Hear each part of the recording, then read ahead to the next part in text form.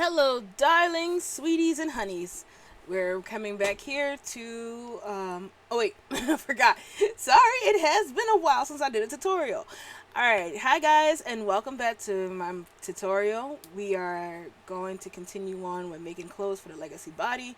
We are now here in Marvelous Designer, well, MD2, and we're going to start, bringing our body in and making our basic t-shirt pants routine because, like I said before, once you learn how to make a t-shirt and a pair of pants, you can make anything in Marvelous Designer. It just gives you the foundation, and then your imagination goes wild.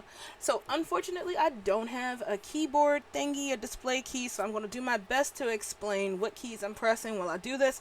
So I hope you guys can follow along. So when you open up Marvelous Designer, it should kind of look like this. It's going to have the default avatar here and a bunch of avatars and stuff right there, and we can use none of this. So we're just going to close this, and then we're going to bring in our legacy lady. So what I want to do that is go to File, Open, Avatar, and then we're going to navigate to our project folder once this thing goes through, and I'm going to have it as the body. And when you load it in, it's going to ask you what scale do you want to put everything in. There used to be a number you can remember back in the day, but we have learned since then that all you have to do is press this little M button underneath the inches, and that fills it into the approximate blender units, and you just hit OK, and then you should have a lovely legacy lady body over here. It kind of disturbs me that I don't have a head. I probably should have put a box on there, but I guess that gives you more room for working the shoulders. Okay, so we have our body inside here and it is ready to go. Now we have the default pattern. Yes, Rosie? My cat's is trying to bother me now. She didn't want to talk to me at all until I started doing tutorials. Hello, Rosie. I'm working, baby. Scoop, scoop, scoop. Sorry. Okay, like I was saying, we need to get rid of this default pattern. I mean, if you like it, you can just press this button to surround your body and then press play, and then you can have the dress around your legacy body too, and then bam, there you go, your first garment instantly done. Congratulations, you're a stylist. But no, for real, we gotta teach you how to make stuff. So let's select all of this and then press delete and get rid of it. It probably won't sync until I press the sync, but there you go. So, I noticed that sometimes when people download Marvelous Designer for the first time, they don't have all of their 2D tools that are up here. So if your bar doesn't have all of this and looks kind of like this, all you have to do is take your cursor up to the gray part of the bar, right click, and then select 2D pattern toolbar, and it should give you all the tools you need to start working in pattern drafting. Okay, so let's get into the basics of Marvelous Designer so you know what you're doing and know the lingo. So when I'm spitting terms out like, 2D window, Polygon tool, internal pattern, you know what I'm talking about. And you're like, yeah, that. Okay, so let's start with the very basics. Marvelous Designer has two windows that they allow you to work in. This is the 3D window, which has the 3D body inside here, and then we have the 2D window over here where you'll be working on your 2D patterns. So to create garments, you have to create a pattern in the 2D window and then sew it together up in the 3D window, synchronize, simulate, and then boom, you got a t-shirt.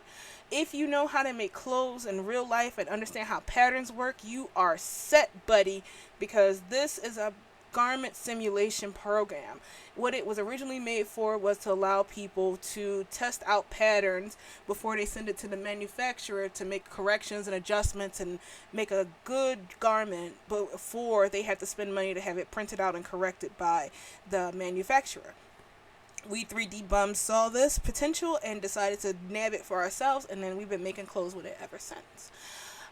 So if you know how to make clothes, you could just create your patterns in here and it works exactly the same. Now, if you're like me and you just want to pretend that you know how to make clothes, really it works for you too, because all you have to do is draw out the shape of the garment that you're trying to make and then sew it together, and that works about 96% of the time, minus skirts and certain kind of blouses. So, skirts, dresses, and some kind of blouses. That's what I want to say. So we're going to show you how to make a basic t-shirt pattern and a basic pair of pants, because like I said, it's so functional. Once you learn how to make that, you can make pretty much everything because you got the, basics down. So to create a pattern, you're going to have to use your pattern drafting tools, which are these set of tools right here. The one you're going to be using the most is our create Polygon tool, which is, I keep calling it the Polygon tool, which allows you to create any shape under the rainbow as long as you connect the first dot, your last dot, with your first dot, and it creates a pattern. Next to that is our create rectangle, which allows you to create rectangles easily, so you're not trying to use the polygon tool to make a straight ring. Oh my god, did I do it? No. Try to make a straight rectangle or square, but by freehand, which is humanly impossible. So that's one of the things you're going to be using. It's great for dresses and skirts and stuff like that. So we're going to get rid of that. Next to it is our good friend, the circle tool, which allows you to create circles, patterns inside here. Again, great for full circle skirts and stuff like that, but that's another topic for later. And again, so you don't have to use the polygon tool to try to create a circle, which is again humanly impossible. So use the circle tool whenever you have to make circles. Next to those tools are our internal tools, which actually, can you guys hold on for 1 second? Okay, sorry about that. Cats misbehaving. I had to go run and stop them. Okay, so like I was saying, internal tools. These are internal patterns. They work similar to the regular pattern tools, except for they work inside of your pattern. Here is our internal polygon tool, which you see the internal stuff is red and then the regular external stuff isn't. So internal ones work inside our patterns. We can create any shape under the sun, and they do not have to go back to the first one. All you have to do is just double click and you will get your pattern inside. Now I bet you're wondering, what is the purpose of these internal polygons and stuff, internal patterns? And that is to, well, a lot of things actually. You can use them to create more lines to sew things to, elastic folds, all that jazz. It's totally fun, and I really encourage you to experiment with those. So next we have the internal square and our internal circle. And one of the cool things about internal tools is that they can actually be converted into holes. So if you need to have a stylized hole inside your garment, you can do so with the internal tools. But you have to be careful with ripping holes inside your garment, because based on, let me see the best way I can say that, depending on what kind of fabric you're simulating, a hole can be exactly like a circle or whatever shape you put, or it can just rip your whole garment apart. So you want to be very careful when it comes to ripping things. Like, always save before you put a hole in something. Next to that one is our dart tool, which I like to call our instant hole.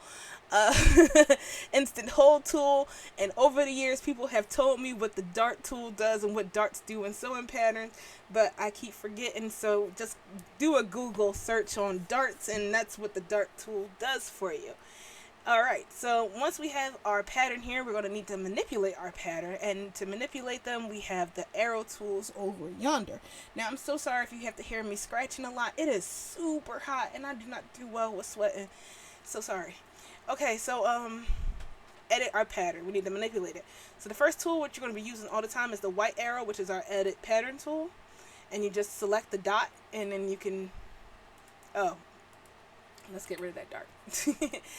Alright, so you can select that dot and you can move it and you can edit and manipulate our tool. Next to this is our transform pattern, which allows you to transform your pattern as a whole. So we can select this and shrink it down if we want. We can rotate it if we want.